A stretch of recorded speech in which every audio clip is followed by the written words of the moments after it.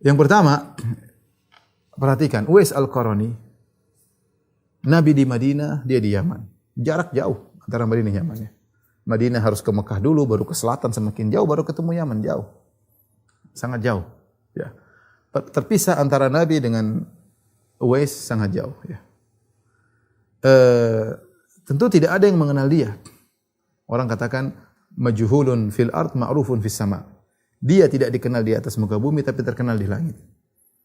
Siapa yang kasih tahu dia kepada Nabi? Allah Subhanahu wa taala. Allah yang kasih tahu, ya Rasulullah, ini ada orang di Yaman sifatnya begini-begini namanya Uwais. Nabi jadi tahu. Siapa yang kasih tahu Nabi? Allah Subhanahu wa taala. Ini faedah bagi kita bahwasanya kalaupun tidak ada yang mengenal kita baik, kalaupun tidak ada yang mengetahui kita rajin ibadah, kalaupun tidak ada yang mengetahui kita rajin sedekah, Allah Maha tahu, jangan khawatir. Lihat jauh antara Nabi dengan Uwais. Tetapi Nabi dikasih tahu oleh Allah Subhanahu wa taala dan Nabi memberitahukan kepada Umar bin Khattab akan ada seorang sifatnya begini-begini. Ya. Jadi dalam hidup ini jangan terlalu pingin dikenal, jangan terlalu pingin diketahui. Dan dalam Al-Quran banyak sekali Allah mengatakan, dalam Al-Quran misalnya, waja'a rajulun min aqsal madinati yas'a. Datanglah seorang dari ujung kota. Waja'a min aqsal madinati rajulun yas'a. Ya. Dalam surat Yasin, waja'a min aqsal madinati rajulun yas'a. Dalam surat Al-Qasas, waja'a rajulun min aqsal madinati yas'a. Dua orang ini Allah sebutkan dengan datang seorang laki-laki. Wa qala rajulun mu'minun min ali fir'auna yaktumu imanahu. Ada seorang dari keluarga Fir'aun yang menyembunyikan imannya. Allah yang menyebut rajulun. Seorang. Mungkin kita enggak kenal siapa orang tersebut. Tapi Allah tahu. Ya. Jadi tidak penting kita dikenal, enggak penting. Yang penting Allah sudah tahu kita, sudah selesai. Tidak perlu kita berharap semua orang tahu kita. Lihat perkataan ini dari Imam Syafi'i rahimahullah ta'ala. Beliau berkata, waditu anna an-nas ta'allamu minni wa lam yunsab ilayya syai'. Aku berharap orang-orang belajar dari ilmuku dan tidak perlu tahu ilmu itu dari saya. Perkataan di puncak keikhlasan.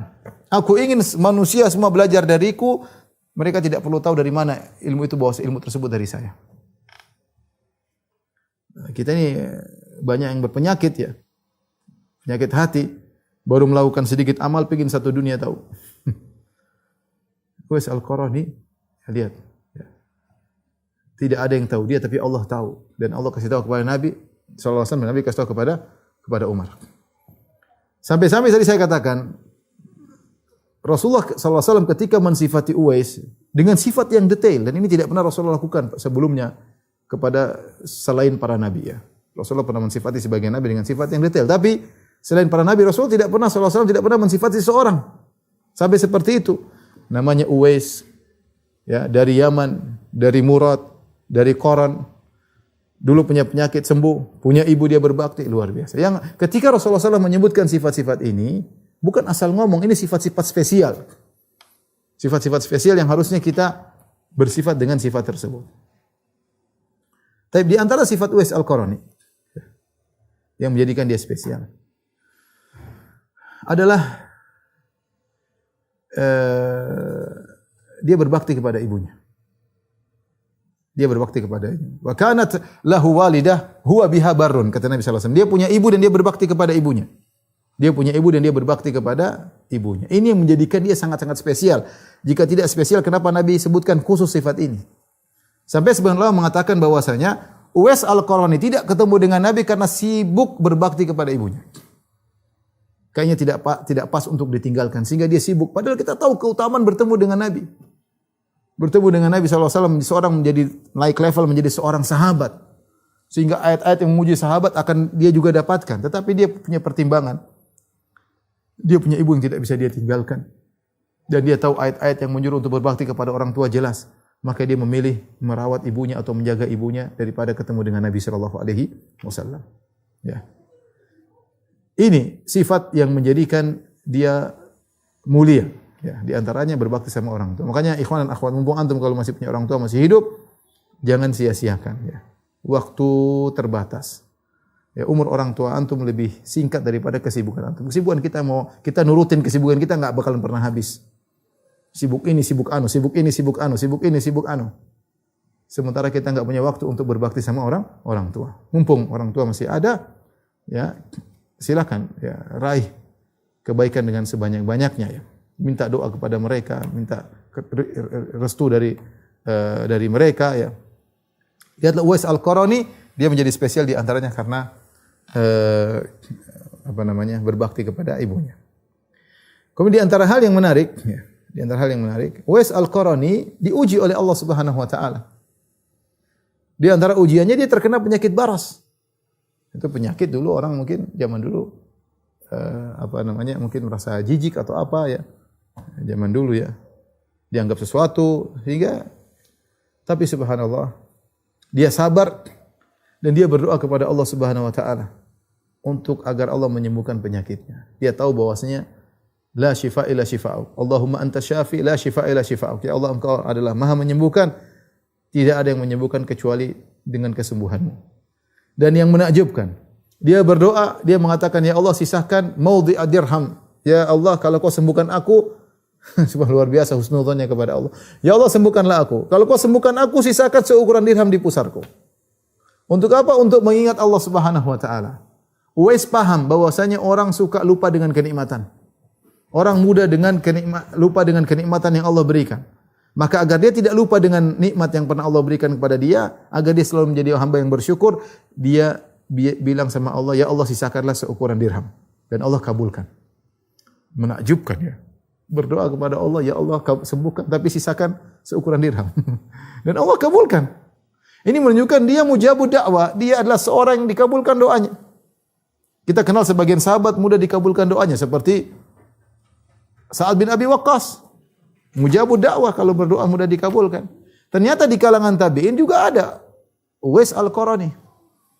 Dia berdoa, buktinya dia berdoa, Allah kabulkan. Bahkan dalam doanya dia bilang sisakan sekian, Allah kabulkan. Karena begitu kuat doanya dikabulkan sampai Nabi suruh Umar kalau kau ketemu dengan dia, minta dia doakan kamu. Agar apa? Agar Allah mengampunimu. Menunjukkan Uwais doanya dikabulkan. Nabi mengatakan, "Lau aqsama 'ala Allahi la abarrahu." Uwais ini kalau bersumpah dengan nama Allah, Allah akan kabulkan permohonannya. Ajib ya, Uwais Al-Qarani. Akhirnya Allah sembuhkan dan masih sisa dirham. Buat apa? Agar dia selalu ingat kepada Allah. Ya, ini memberi peringatan kepada kita. Kita ini sering lupa dengan nikmat-nikmat yang Allah berikan kepada kita. Itulah makanya Allah berfirman, "Innal insana li rabbih lakanud." Sungguhnya manusia itu kanud, berkeluh kesah kepada Rabbnya. Kata Hasan Al-Basri rahimahullahu taala, "Yadhkuru al-masaib wa yansa ni'am." Di antara sifat manusia suka ingat-ingat musibah, lupa dengan kenikmatan. Dia sudah dapat nikmat 10 tahun, 20 tahun, 30 tahun, dia dapat musibah mungkin setahun, dia sudah lupa semua dengan kenikmatan. Dia mengatakan, "Ya Allah, kenapa ya Allah?" Mengeluh. Dia lupa bahwasanya nikmat sudah lama dia rasakan. Itu sifat manusia, lupa dengan kenikmatan. Makanya menakjubkan ayat ini disebutkan oleh sebagian ulama datang dalam surat Al-Adiyat. Al-Adiyat tentang kuda perang. Wal adiyati dhabaha fal muriyati qadaha fal mughirati subha fa atharna bihi waqa'a. Fawasat Nabi jam'a innal insana li rabbih lakanud. Allah berfirman demi kuda-kuda perang ya. Yang berlari dengan terengah-engah. Kemudian yang tapalnya menghantam batu sehingga keluar percikan-percikan. Kemudian masuk ke dalam tengah pertempuran, kemudian dia membuat debu bertaburan ya. Kuda dikasih kebaikan sedikit tapi luar biasa membela sang pemilik. Cuma dikasih makan, disayang-sayang, tapi lihat dia masuk dalam medan pertempuran. Diatur oleh sang pemilik kuda. Kemudian Allah berkata, "Innal insana rabbil lakanud." Manusia enggak seperti kuda. Manusia suka berkeluh kesah. Kuda enggak pernah ngomel. Disuruh ke sana, disuruh ke sini, penting kasih makan, kasih rumput, selesai. Dia tahu berterima kasih kepada tuannya. Bahkan untuk berperang, untuk masuk di medan pertempuran, dia juga bisa terancam mati. Fawasata bihi jam'a, masuk di tengah pertempuran, kuda. Setelah itu Allah berfirman, "Innal insana rabbil lakanud." Manusia suka berkeluh kesah. Dikasih banyak kenikmatan, diberi ini, beri ini, masih tidak bersyukur. Lihat Uwais Al-Qarani. Diberi kesembuhan, dia minta seukuran dirham agar dia bisa terus bersyukur kepada Allah. Li'adhkura bihi, kata dia agar aku selalu ingat Allah Subhanahu wa taala. Kalau mungkin dia buka baju, ya Allah, saya dulu pernah baras. Ingat.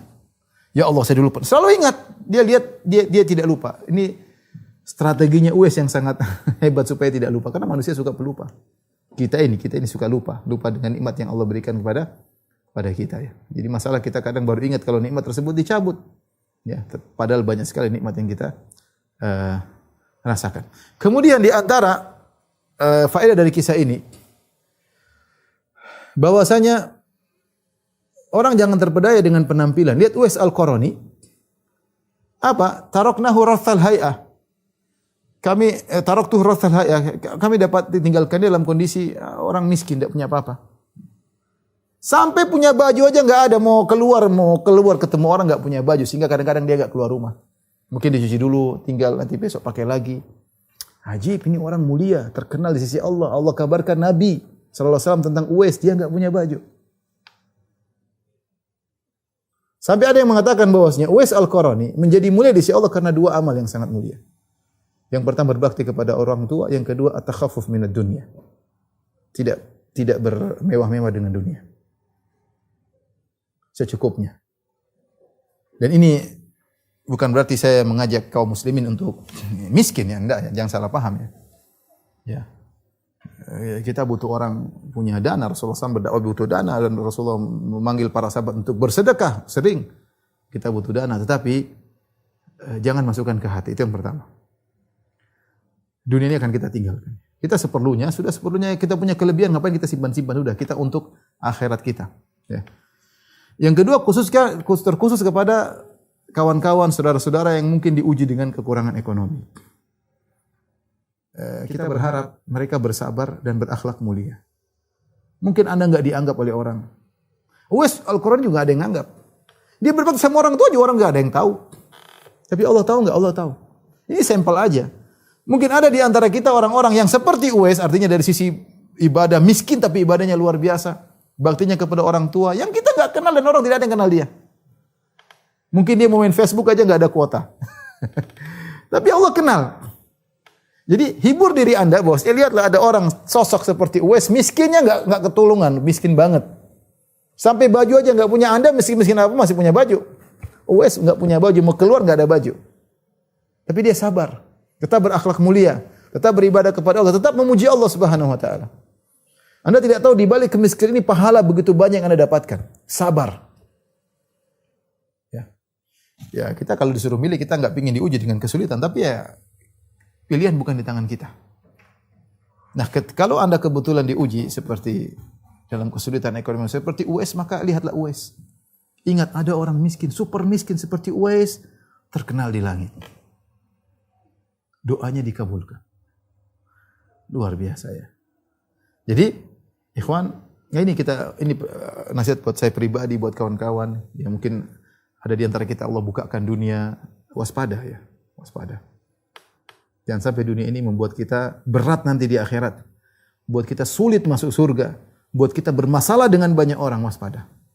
Anda kalau diberikan dunia segera. Jangan lupa, silakan Anda manfaatkan, tapi jangan lupa disumbangkan untuk jalan Allah, untuk bangun masjid, bantu dakwah, ya, terutama bantu penuntut ilmu. Ya. Lakukan yang bisa Anda lakukan. Mumpung masih punya harta. Kemudian di antara sifat Uwais Al-Qarani, dia tidak ingin terkenal. Keikhlasannya luar biasa. Makanya ketika ketahuan dia hilang. Ketika ketahuan dia kabur, tidak ingin dikenal. Disebutkan bahwasanya dia meninggal pada tahun 37 Hijriah ketika perang Siffin. Dia masuk dalam kubu Ali bin Abi Thalib radhiyallahu taala anhu. Dia muncul karena dia menganggap itu suatu perjuangan, maka dia kemudian masuk dalam kubu Ali dan akhirnya meninggal dunia. Wallahu alam akan riwayatnya, tapi disebutkan oleh banyak ahli sejarah ya. Beliau meninggal 37 Hijriah. Artinya beliau menyembunyikan diri, tapi saatnya beliau merasa beramal dia harus muncul. Ya, saatnya beramal dia muncul. Akhirnya ketahuan dan masuk dalam rombongan Ali dan akhirnya meninggal dalam perang tersebut. Uwais Al-Qarani. Kemudian kisah ini juga menunjukkan bahwasanya betapa pentingnya doa istighfar. Nabi mengatakan kepada Umar, kalau kau mampu agar dia mohon ampunan buat engkau, maka lakukanlah. Nabi tidak bilang mintalah ini, mintalah anu, minta agar dia istighfar buat kamu. Ini menunjukkan agungnya doa istighfar. Sampai-sampai Ibnu Taimiyah rahimahullah dalam kitab Jami' ar-Rasail mengatakan doa terbaik istighfar. Perbanyak istighfar. Buktinya Umar ketika minta kepada Uwais tidak minta macam-macam, minta istighfar. Istighfarkanlah buat aku. Nah, kita sendiri harus banyak istighfar. Tuba liman wajada fi sahifati istighfar katsir. Sungguh beruntung orang yang dalam catatan amalnya terbanyak istighfar. Yang buat kita problem di dunia dan akhirat itu dosa. Enggak ada yang lain. Yang bikin mendapat kita masalah di dunia dosa, yang bikin kita masalah di alam barzakh dosa, yang bikin kita masalah ketika dibangkitkan dosa, bikin kita masalah di sirat dosa. Maka banyak istighfar. Makanya ketika Allah sebutkan ketika orang-orang beriman di atas sirat, dan ini ujian terakhir masuk surga, ujian terakhir. Disebutkan katakan mereka ketika mereka melihat orang-orang munafik, cahaya yang Allah berikan redup, Allah sudah kasih cahaya kepada orang munafik, kemudian redup, hilang. Maka orang beriman yang diberi cahaya mereka berdoa, Rabbana atmim lana nurana waghfir lana. Yaquluna Rabbana atmim lana nurana waghfir lana. Mereka berkata, ya Rabb kami, sempurnakanlah cahaya kami. Jangan redupkan seperti orang munafik, sempurnakanlah cahaya kami. Waghfir lana. Di saat itu mereka mengatakan ampunilah kami. Mereka sadar bahwasanya cahaya mereka ini bermasalah kalau ada dosa. Mereka bilang, waghfir lana, ampunilah kami, ampunilah kami, ampunilah kami. Jadi dosa ini bikin masalah. Dosa pandangan bikin masalah nanti, cepat atau lambat bikin masalah. Dosa pendengaran, dosa lisan, dosa hati, sombongan, kecongkokan, merendahkan, yang ini bikin masalah semuanya. Maka ikhwan dan akhwat yang hati Allah Subhanahu wa taala, di antara doa yang agung yang harus kita perhatikan adalah banyak istighfar kepada Allah Subhanahu wa taala sebagaimana wasiat Nabi kepada Umar untuk minta agar diistighfarkan oleh Uwais Al-Qarani ya. Tadi sudah kita sebutkan juga Uwais Al-Qarani orang tidak ingin terkenal, begitu dia ketahuan dia menghilang, hati-hati jangan seorang kemudian ingin dikenal, ingin tampil, ingin selalu di pusat perhatian, itu sifat yang tidak baik ya. Kata Nabi sallallahu alaihi wasallam, "Innallaha yuhibbu al-'abdat taqiyal ghaniyal khafi" dalam Sahih Muslim dari Sa'ad bin Abi Waqqas. Sungguhnya radhiyallahu anhu, sungguhnya Allah suka dengan hamba yang bertakwa, yang mencukupkan diri, tidak bergantung kepada orang lain. Kemudian al-khafi yang menyembunyikan diri, tidak ingin selalu tampil, tidak ingin selalu jadi pusat perhatian. Inilah semua yang menjadikan Uwais Al-Qarani diberi gelar oleh Nabi sallallahu alaihi wasallam khairat tabi'in Uwais Al-Qarani. Sebaik-baik tabi'in adalah Uwais Al-Qarani. Ada khilaf di kalangan para ulama, apa maksudnya khairat tabi'in? Sebaik-baik tabi'in. Kita tahu tabi'in banyak, ada orang-orang hebat dalam tabi'in. Ada Hasan Al-Basri, ahli tafsir. Ada Said bin Musayyib, ahli hadis. Ada Umar bin Abdul Aziz, khalifah yang terkenal, ya. Apakah Uwais lebih baik daripada mereka seluruhnya? Khilaf di kalangan para ulama. Karena Rasulullah mengatakan khairat tabi'in. Inna khairat tabi'in, sungguhnya sebaik-baik tabi'in adalah Uwais Al-Qarani. Seakan-akan Rasulullah memberikan kepada dia khairiyah mutlaqah. Yaitu dia terbaik secara mutlak. Memang banyak tinjauan, ada tinjauan ilmu, ada tinjauan keadilan, ada tinjauan hadis, ada tinjauan zuhud. Tapi secara totalitas yang terbaik adalah Uwais Al-Qarani. Ini pendapat pertama. Sehingga menunjukkan bahwasanya Anda kalau punya ilmu, Anda belum tentu Anda lebih baik daripada yang lainnya. Uwais Al-Qarani tidak dikenal dengan periwayatan. Ya, tapi dia punya ibadah yang menakjubkan. Dari sini jangan sekali-sekali Anda merendahkan orang yang lainnya. Ya, bisa jadi orang tersebut mungkin dia terbatas, tapi dia punya kelebihan dari siang. Kita enggak tahu, yang tahu hanya Allah Subhanahu wa taala. Kita terkadang bisa menilai zahir, kita enggak tahu batin seseorang. Padahal para ulama sepakat amalan batin lebih afdal daripada amalan zahir. Kita pun kalau bisa menilai cuma zahir doang, hati kita enggak tahu. Ya. Hati kita enggak tahu. Maka kalau kita tidak bisa menilai hati orang, belum tentu kita lebih baik daripada dia. Jadi ini pendapat pertama bahwasanya Uwais Al-Qarani adalah tabi'in terbaik secara total. Dari semua tabi'in dia yang terbaik. Ya. Ada pendapat lain mengatakan tidak. Keterbaikan di sini adalah muqayyadah. Keterbaikan pada sisi tertentu. Artinya mereka mengatakan seperti Imam Ahmad ketika ditanya siapa tabi'in terbaik, dia mengatakan Ibnul Musayyib, Said Ibnul Musayyib, karena dia terkenal dengan riwayat. Ilmunya luas. Imam Ahmad mengatakan tabi'in terbaik adalah Ibnul Musayyib. Mungkin dia mengatakan tabi'in terbaik Umar bin Abdul Aziz. Mereka mengatakan Hasan Al-Basri. Tapi intinya Imam Ahmad memandang dari satu sisi. Ya. Sementara Uwais Al-Qarani adalah tabi'in terbaik daripada kezuhudannya. Zuhud, orang yang sangat zuhud, yang dunia tidak dalam hatinya. Bersabar dengan kesulitan yang Allah berikan. Ya. Bersabar dengan penyakit yang Allah berikan kepadanya. Bersabar dengan cercaan manusia. Menuduh yang tidak-tidak, tapi dia bersabar. Sehingga dia adalah tabi'in terbaik dalam sisi zuhud. Dan tadi saya katakan makanya di awal pengajian bagaimana Az-Zahabi ketika menerjemahkan biografi atau menyebutkan biografi Uwais Al-Qarani, beliau berkata, "Huwal qudwatuz zahidu sayyidut tabi'ina fi zamanihi." Beliau adalah ini tarjih dari Az-Zahabi. Az-Zahabi merajihkan atau menguatkan bahwasanya beliau adalah tabi'in terbaik secara mutlak tapi di zamannya. Beliau wafat tahun 37 Hijriah. Yang dikatakan sayyidut tabi'in fi zamani, pemimpin para tabi'in di zamannya. Artinya bisa jadi setelah beliau meninggal ada tabi'in yang mungkin lebih afdal dari sisi yang lain. Intinya wallahu a'lam bishawab, inilah orang saleh Uwais Al-Qarani ya, yang sejarahnya memberikan kita banyak peringatan, pelajaran ya, yang hendaknya kita berusaha meniru sifat-sifat yang Rasulullah sebutkan tentang Uwais Al-Qarani. Wallahu a'lam bishawab, demikian saja apa yang saya sampaikan, mudah-mudahan bermanfaat, kurang lebih saya mohon maaf. Wabillahi taufiq wal hidayah. Assalamualaikum warahmatullahi wabarakatuh.